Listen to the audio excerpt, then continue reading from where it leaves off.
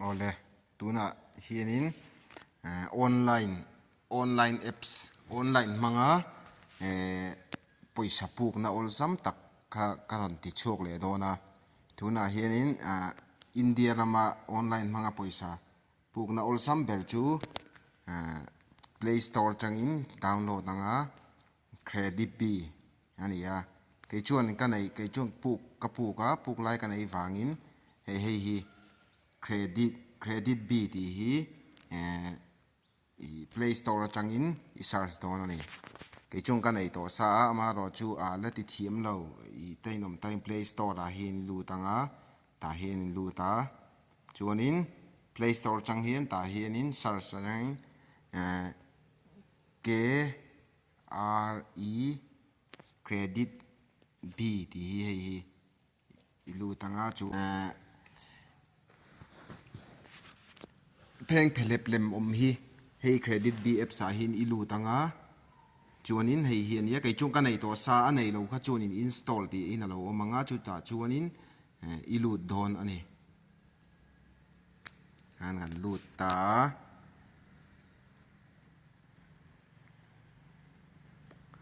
ti chuanin hei kai chu rul lai ta hin pakhat ka nei tu na hin sang ni lek ka pu ka du zat kha puk the atam le atlem voi khata chun ma ama ro chu atam a thei lova sang thum sing khat ta thaina puk theya voi khatna chuanin a voi khatna ka i rul thani chuan a no chun sing nuai nga nuai ruk thaina puk thei ni chuan kai chu hi ta hianin hi personal ani ya personal hi kai chu ka ti to a tuna hianin sang khat le zaru pe hi pe tu sang ni lek te ka la ni chuanin tuna hianin active du inom chuan tuna hin hi ka ti tak don lova ma se active du khani ati dan tur ka lo en ti don ani heta hin ka ti chinanga business loan a hin ka lu tanga apply a hin ka lu tanga chu achunga personal ti a khanin invoice khanna chon ti tur ani business loan hi voi khanna ti lo tur ani achan chu emi loan lian tham chu in ti thei don chung lova tin enge business in ni chu business lampang khoi in ni chu na thei ta nga ama ro chu avoi khatna chuan personal loan te kha in rin om lo test nan ti phot angai ni ti chuan hei hi a apply dan a hi ka ti dona apply dan hi alet selo te nom thea chu wang chu na ti chin dan hei ngun takin lo en don ni apply a hen kan lu tanga chun hei hi business detail te income ti te hei hi verify tur tam taka manga chu engkim hi inda kha veka ngai don ni business a lu tanga ti chun hei in loan du zat nuai ni achanga nuai li hei du zat ti hian in nuai li nuai thum hei ti hian in du zat kha thei veka ni hei du chun sanga lek polak thei ni sanga hian in atama hin kan ti chinange ti hian in ge chu ka ti tak tu na mi chu ka ti tak dak don lova achan chu tu na hianin viewer tan ti dan tu enge nt na me be tang ka ti don ani ta inga continue nga chun ti hianin business pin code hi in chunga business pin code kha in sevenga personal tu na mi hi chu nt na me ni achunga mi kha ka ti to achunga mi a chuan business hi angai lova chuan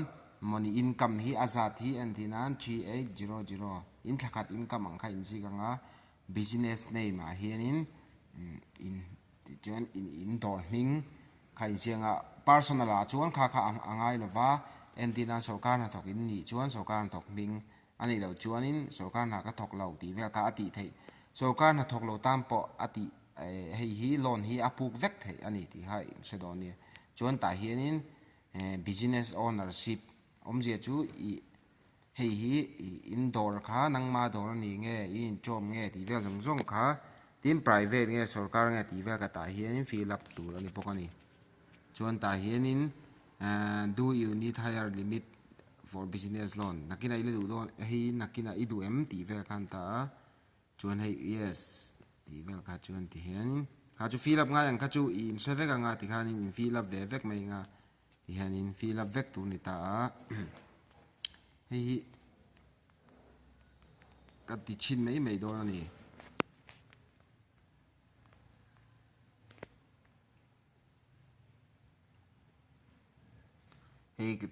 cái tí chín mấy đó na tí chú nín